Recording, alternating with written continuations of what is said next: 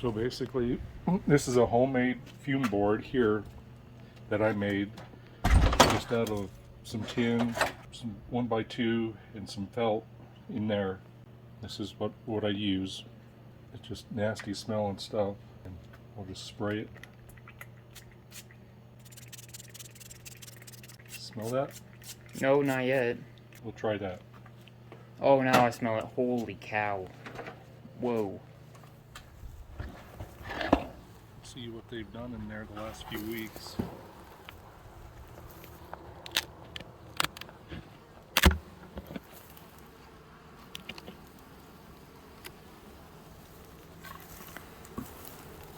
Not seeing much on that. Yep, nothing.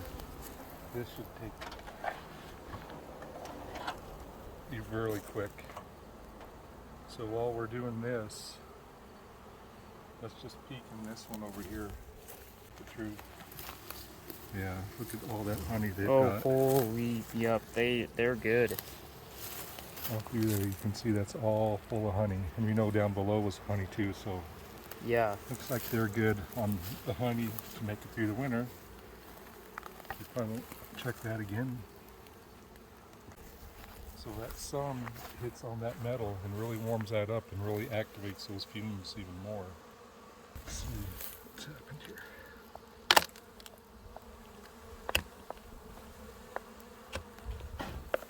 Do you want me to move this? No.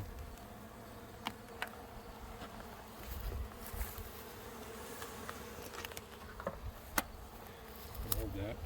Yep.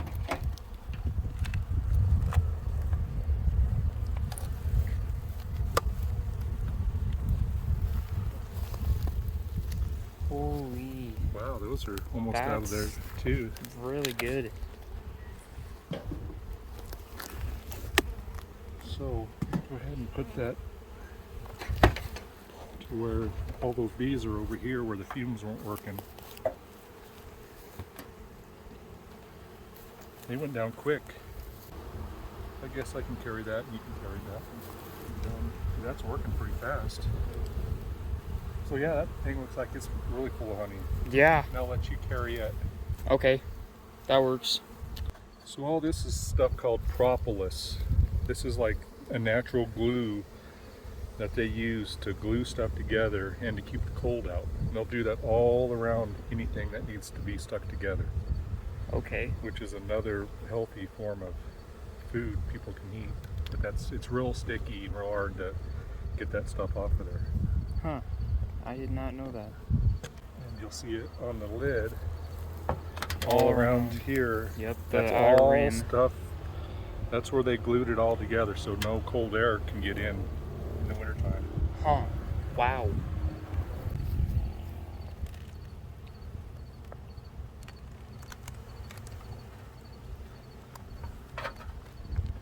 Okay. Go ahead and take that off of there.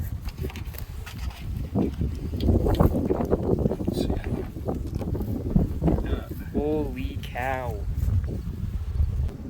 You'll see how heavy it is. Carry it. Oh, did you set up a... Go ahead. Yep, I got it.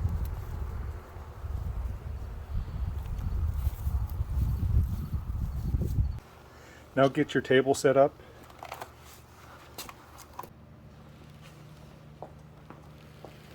A few bees in there, but not bad. Just set it right.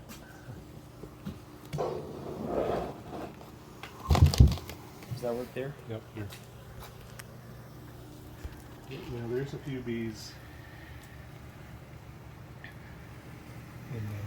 Yeah, you can see all through there. But they'll eventually fly out and they'll get back over to their hive. Now here's the part where it all happens. The honey gets taken off and put into 3x3 clamshells. If you are at this point with your own hive and don't know how to take the comb off, this is what we've used and how we packaged it. We used the following: a hive tool for the extraction of the comb, a cookie tray to set the frames and comb on without getting contaminated, a measuring tool to measure the cuts of the comb, warm or hot water to wash the excess honey off of our hands, a kitchen knife to cut the comb, and clamshells to put the honeycomb in. I would also recommend you have another person with you while you're taking the comb off. It makes it much easier to package when there are two people there. Now here are the steps of how to take off your comb. Step 1. Start by slowly taking off the frame and setting it on top of the cookie tray. You want to make sure that you take the frame out slowly and not split your frame. Step 2. Start cutting out the comb. You want to go in and slowly cut inside of the frame and make an outline with your cut using your knife. The comb should fall and be placed on the cookie tray. Step 3. Measure out the cuts. We used a small piece of wood with a couple of markings that helped mark out the cuts. We cut our comb up into 3x3 squares. There are many different ways to cut comb, and this is how we do it. You can usually expect 4 squares with 1 partial with our method. Step 4. Packaging the comb. I like the method of using a knife to pry the honeycomb up and then grabbing the squares with one hand and setting it in the clamshell, then using the other hand to close it. You want to make sure you don't get any honey on the outside of the container. You don't need a bunch of sticky containers when storing this in bulk. It's super annoying. And there you have it, folks. You can move on to your next frame, making sure you remove it carefully. I'd also like to mention that we had some pretty cool colors of honeycomb this season. We had a mix of many different flowers like alfalfa, clover, dandelions, and crabapple blossoms in April, and many more. They were really cool to identify while packaging. This season, we have accumulated, drumroll please, 45 honeycomb squares. Now that's not a whole lot compared to past years, but it's still a good amount from one 10-frame super. For some odd reason, the bees had just stopped making honey once August hit, as you guys saw in the 8-frame box. I'd also like to add that I got Grand Champion at the county fair and Champion at the state fair. For my first year, in my opinion, I think that's really impressive. But that'll end this season and leave us with a good supply. I really hope you guys all enjoyed watching me become a master beekeeper for learning how to properly set up your hive to producing the final product. Catch you guys next time.